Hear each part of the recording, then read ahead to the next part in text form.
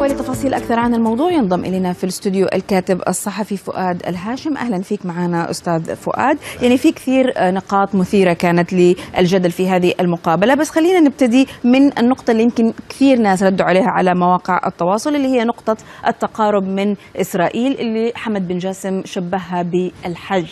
كيف بترد على هذا الكلام؟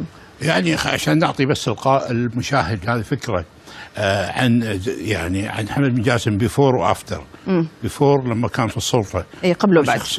شخصية طاووسية مغرورة جدا، وحتى عندما تمت الحرب بين إسرائيل وحزب الله، إسرائيل منعت وزراء الخارجية العرب أنهم يأتوا بطائراتهم، فأجبرتهم على أن يأتوا من القاهرة مع الجامعة بطائرة واحدة، إلا هو جاء بطائرته أنه يرفض يركب مع وزراء الخارجية. كان يتحدث بلغة، وطبعا كلنا ندري لما هدد المندوب الروسي وداخل الأمم المتحدة، وكانت هذه يعني السقطة الكبيرة. اليوم شفته على روسيا اليوم كأني أشوف أمينة رزق في فيلم بائعة الخبز، امرأة مسكينة اتهمت بجريمة قتل وأصبحت تدور على الأرصفة وبين الكفور والنجوع وتثبت براءتها. الآن هو يتحرك بين البي بي سي والجزيرة وبلومنبرغ والأروسيا اليوم ليقول أنه السعودية يحاربوننا، الإمارات يريدون تدميرنا وإلى آخره.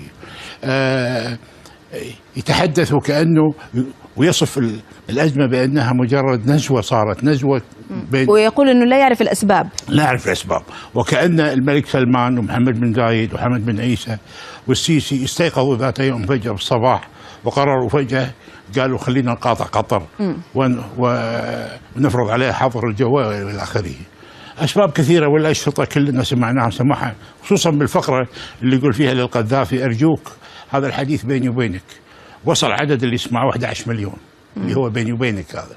انه كيف ممكن نستغل ضباط الصف الثاني والجيش السعودي، كيف القياده هرمه في السعوديه. الان جاءت قياده شابه وايضا لا يعجبه. ايوه، اذا هو لا يريد القياده الهرمه ولا يريد التعامل مع القياده. حكايه اسرائيل، هو اصلا اول من ادلى وصرح وبشريط مسموع انه احنا اتصلنا باسرائيل حتى نستعين بها اذا حصلنا على ضغط سعودي لكي تساعدنا على رفع هذا الضغط عنا مع الامريكان طبعا. اذا هو اول مبتدئ. وفي اللقاء يقول انه كل الدول العربيه او معظمها تعتمد على انها تلجا اسرائيل لكي تفتح قناه مع واشنطن. طيب ما انت مولانا، انت اول من فتح هذا الدرب وترك هذه القضية. يتحدث عن مصر، يقول إن مصر عشان مليارات محتاجة فلوس. مصر أيام عبد الناصر كانت أفقر من جيبوتي، ومع ذلك كانت تساعد الثورة الجزائرية ولا تتبع مواقفها، ودخلت بجيشها في اليمن والى اخره. كان ممكن تاخذ مليارات وما تدخل اليمن ولا تسوي الجزائر ولا هو برر موقف مصر الحالي بحاجتها المادية، ويعني قال انه كأنه بيحسبوا مواقفهم بالحسابة. او هذا طبعا يعني عندما يتحدث وزير خارجية بهذه الصورة عن بلد يعني زي مصر، لا يمكن ان يقال انه هو يتحدث بعقلانية ومنطق. هو لا زالت في غصة الإطاحة بمرسي. الإطاحة بمرسي هو الجرح الذي لا زال ينزف في قطر. ينزفون حتى اللحظة، يعني باعتبارنا هزيمة لقطر. طبعا طبعا. وبعدين لا ينسى أنه هو أول من دفع 3 مليار دولار لقطر. مجرد ما سقط مرسي تقدمت قطر بطلب من مصر لسحب 3 مليار دولار اللي كانت حاطينها وديعة. نعم. فإذا مصر بالنسبة لهم جرح غائر. ثورة 30 يونيو هذه يعني كانت بالنسبة لهم تحطيم، وكل الإصرار على عنادهم الآن والاستمرار. الأزمة مستمرة يعني. نعم. وأنا قلتها كذا هذا شفت مرة، هي من نتاج هذا اللي حصل في مصر ثورة 30 يوليو. يتحطم هذا الحلم الكبير وكذا. الآن الاستعانة بالإيرانيين والأتراك وبكل شذاذ الآفاق، حكاية أنه هو مثلا ما يدعم الإرهاب، وصفها باللقاء بأنها دعاية سميجة، وأنه ما في أي إثبات على هذه التهمة.